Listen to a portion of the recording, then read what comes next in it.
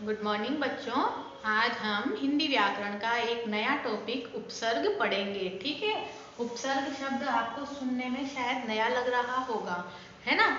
अब उपसर्ग का अर्थ क्या होता है? उप का अर्थ तो होता है, उपसर्ग जो शब्द है ना, ये दो शब्दों से मिलकर बना है। किस किस से? उप और सर्ग, इन दो शब्दों से मिलकर बना है। ठीक है। उपसर्ग किससे मिलकर बना है? दो शब्दों से। तो उप का अर्थ तो होता है समीप, इसका अर्थ क्या होता है? समीप। और सर्ग का अर्थ होता है सृष्टि करना या निर्माण करना, सृष्टि करना। ठीक है। तो इसका अर्थ क्या हो जाएगा कि जो नए अर्थ की सृष्टि करने वाला शब्द होता है उसे हम क्या कहते हैं? उपसर्ग कहते हैं। इस प्रकार उपसर्ग की क्या परिभाषा हो जाएगी कि उपसर्ग वे होते हैं जो उपसर्ग या जो शब्दांश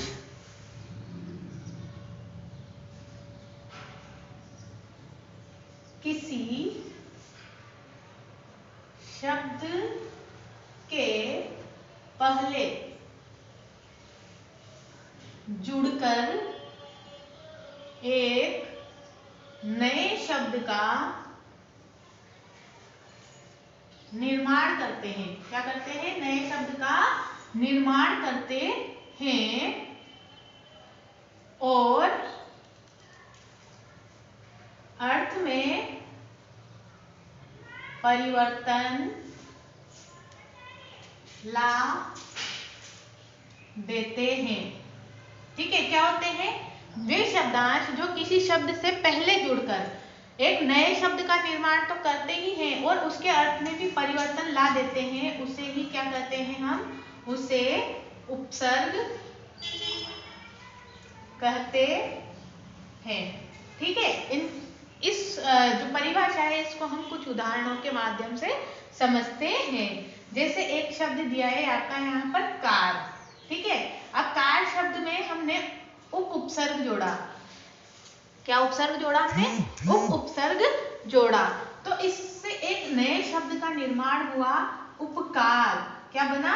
उपकार, मतलब कि दूसरों की मदद करने वाला। ठीक है। अब हमने एक शब्द लिया यहाँ पर नाश। अब नाश में हमने वी उपसर्ग जोड़ दिया। उपसर्ग कहाँ जुड़ेंगे? हमेशा शब्द में आगे की ओर जुड़ेंगे। ठीक है। तो नाश और वी उपसर्ग जोड़ दिया तो क्या हो गया? विनाश। क्या हो जाएगा? इसका अर्थ भी विनाश के रूप में लिया जाएगा। अब एक शब्द है गमन। ठीक है। गमन का मतलब होता है जाना और आ उपसर्ग जोड़ दिया तो इसका अर्थ बिल्कुल ही बदल गया। आगमन, आना। ठीक है। उनका आगमन हुआ। तो ये शब्दों के साथ अर्थ में भी परिवर्तन कर देते हैं। ठीक है। अब निम्नलिखित उपसर्ग बनाए गए शब्दों को ध्यान पूर्वक पढ़िए। मतलब कि अब आपके सामने कुछ उपसर्ग दिए जा रहे हैं, यहाँ पर हम उनसे कुछ शब्दों को बनाना सीखते हैं। ठीक है। जैसे यहाँ हमने लिख लिया उपसर्ग और यहाँ हमने लिख लिए शब्द। ठीक है। उपसर्ग से हमें शब्द बनाने हैं। अब यहाँ पहला उपसर्ग आता है हमारा अ उपसर्ग लगाकर हम कौन कौन से शब्द बना सकते हैं? ठीक है। तो जो जल शब्द होता है इसमें अ उपसर्ग लगा दिया जाए। जल का अर्थ तो होता है बुढ़ापा और अजर का अर्थ होता है जो कभी बूढ़ा न हो, अर्थात इसके बिल्कुल विपरीत, मतलब कि पर्याय विलोम शब्द भी ये बन गया है इसका। ठीक है। एक शब्द होता है मर, लेकिन इसमें जब हम अ जोड़ देते हैं तो क्या हो जाता है? अमर। ठीक है। वैसे ही थाह, एक शब्द है थाह और इसमें अ उपसर्ग जोड़ दिया तो क्या हो गया? अथाह। ठीक है। अब दूसरा उपसर्ग आता है आपका आ उपसर्ग जोड़ने पर क्या परिवर्तन होता है शब्दों में? ठीक है। यहाँ पर एक शब्द लिया हमने जीवन, है ना, जीवन। अब जीवन में हमने आ उपसर्ग जोड़ दिया तो ये क्या हो गया? आजीवन। जीवन का अर्थ तो अपनी जिंदगी और आजीवन मतलब कि पूरी जीवन भर। ठीक है। एक हमने ऊपर देखा था यहाँ पर गमन। गमन में हमने आ उपसर्ग जोड़ा था तो इसका क्या हो गया था? आगमन। और जन्म, जन्म मतलब तो आप सभी जानते हैं जन्म लेना, लेकिन यदि इसका हमने आ जन्म कर दिया तो इसका अर्थ हो जाएगा जन्म तक। आ जन्म या जन्म से, ठीक है। फिर आता है आपका एक अनुपसर्ग। अनुपसर्ग जोड़ने पर क्या क्या बन जाता है, देखो पढ़। पढ़ धातु है, पढ़ा लिखा इसका अर्थ होता है, लेकिन यदि इसमें अन जोड़ दिया जाता है तो ये अनपढ़ मतलब कि जो पढ़ा लिखा न हो उसके अर्थ में प्रकट होता है। जान, जिससे जान पहचान होती है वो जाना हुआ, लेकिन अन लगा दिया तो क्या हो जाता है, यहाँ पर अनजान बन जाता है, जिसे हम नहीं जानते। अब एक शब्द आता है आपका गिनत या गिनती के रूप में आता है, लेकिन इसमें अगर हम अन जोड़ देते हैं तो ये क्या हो जाता है, अनगिनत। गिनत का अर्थ तो होता है गिनने योग्य, और अनगिनत जिसको नहीं गिना जा सके, ठीक है। तो ये अर्थ में भी परिवर्तन ला देते हैं। एक उपसर्ग आता है आपका अनु। अनु उपसर्ग जोड़ने पर क्या बन जाते हैं, अनुज। अनुज का अर्थ हो जाता है छोटा भाई, ठीक है। अब गमन में हमने आगमन जोड़ा था, अब इसमें हम अनु उपसर्ग जोड़ देते हैं तो इस क्या बन जाता है, अनुगमन, मतलब कि साथ साथ जाना। राग, राग शब्द में हमने जोड़ दिया अनुराग। राग तो प्रेम हो गया, अनुराग बहुत अधिक प्रेम हो गया, ठीक है। अब एक उपसर्ग आता है आपके अप उपसर्ग। कौन सा, अप। तो अप उपसर्ग जोड़ने पर क्या बनेगा, देखना, यश। यश मतलब होती है कीर्ति सम्मान, लेकिन अगर इसके आगे अप जुड़ गया तो ये हो जाएगा बुरी कीर्ति, मतलब कि बुराई के शब्द में ये आ जाएगा। एक शब्द आता है मान, मान करना किसी का, लेकिन अगर हमने अप शब्द जोड़ दिया, अप उपसर्ग जोड़ दिया तो क्या ये बदल जाएगा, अपमान में बदल जाएगा, ठीक है। अप शब्द, शब्द लेते हैं हम, अच्छे शब्द भी हो सकते हैं, ठीक है, लेकिन जब हम अप जोड़ देते हैं तो इसका अर्थ क्या हो जाता है, अपशब्द, मतलब कि बुरे शब्द हो जाता है, ठीक है। फिर एक आता है उपशब्द। उपशब्द, ठीक है। उप उपसर्ग आता है। उप उपसर्ग लगाने पर हम कौन कौन से बना सकते हैं, ग्रह। ग्रह का एक उपग्रह भी होता है, ठीक है, हमने उप लगा दिया। प्रधान है ना, कौन होता है, प्रधान, लेकिन एक और होता है उप प्रधान। उप मतलब उससे छोटा, ठीक है। फिर एक उपसर्ग आता है आपके नी। नी मतलब कि जो नहीं के अर्थ में होता है।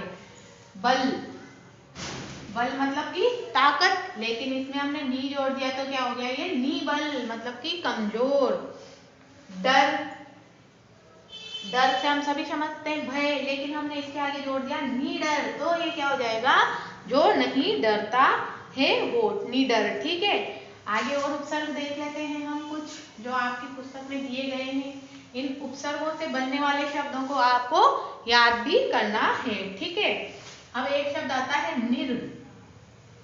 उपसर्ग क्या आता है, निर उपसर्ग आता है। तो जब बल शब्द में निर उपसर्ग जोड़ा जाता है तो क्या बन जाता है, ये निर्बल। र यहाँ पर हलंत वाला है, मतलब कि इसमें स्वर नहीं है, तो जब स्वर नहीं होता है तो ये कहाँ चला जाएगा, सामने वाले के ऊपर चला जाएगा। तो इसको इस प्रकार से लिखा जाएगा निर्बल।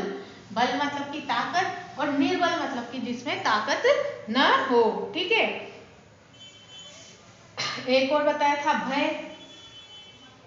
भय, लेकिन हमने अगर इसमें निर जोड़ दिया तो वो क्या हो गया, निर्भय, जो नहीं डरता है, ठीक है। एक उपसर्ग और आता है आपके निस। निस उपसर्ग में क्या जोड़ेंगे, छल जोड़ देते हैं। क्या जोड़ते हैं, छल। तो छल, ये संधि के कारणों से निस का निश्छल हो जाएगा। क्या हो जाएगा, निश्चल हो जाएगा, संधि की वजह से ये परिवर्तित हो जाएगा। निश्चल, चल में भी ऐसा ही होगा, निश्चल शब्द आपका निस उपसर्ग जोड़ने से बनेगा, लेकिन मूल शब्द क्या है इसमें, छल और चल, ठीक है। एक उपसर्ग है आपके दुर। कौन सा उपसर्ग है, दुर उपसर्ग आता है। तो दुर, दुर का अर्थ ही होता है बुरा। दुर गम, अब यह गम मतलब जाना है, लेकिन यहाँ हमने जब दुर उपसर्ग जोड़ दिया तो ये क्या हो गया, दुर्गम, जहां नहीं जाया जा सकता है, मुश्किल से जाया जा सकता है। दशा, दशा में हमने दुर उपसर्ग जोड़ा, ठीक है, तो क्या हो जाएगा, ये दुर्दशा, बुरी दशा। आचार, आचार देखना, आचार शब्द में हमने जोड़ा दुर, दुर उपसर्ग हमने जोड़ा, क्या जोड़ा? दुर उपसर्ग जोड़ा आचार शब्द में, ठीक है। तो अब इसका क्या बनेगा? इसका सही शब्द बनेगा दुराचार, क्योंकि जब यहाँ आ की आ है तो ये स्वर इसके साथ आ जाएगा और इसकी आ की मात्रा इसमें लग जाएगी और शब्द क्या बनेगा? दुराचार, ठीक है। अब एक शब्द और आता है आपके दुस, दुस एक आया था निस, लेकिन एक आएगा दुस, ठीक है। तो इस दुस को कर में लगाने पर क्या बन जाएगा? दुष्कर, क्या बन जाएगा? दुष्कर। और एक शब्द बन जाएगा आपके दुष्कर्म, ठीक है। अच्छा कर, ये तो कर्म काम और दुष्कर्म बुरा काम, ठीक है। तो ये उपसर्ग आपको दिए गए हैं, इसमें आप इन शब्दों को पढ़िए और नए शब्द बनाने की कोशिश करिए और जो अभ्यास कार्य दिया गया है वो पुस्तक में करिए। धन्यवाद।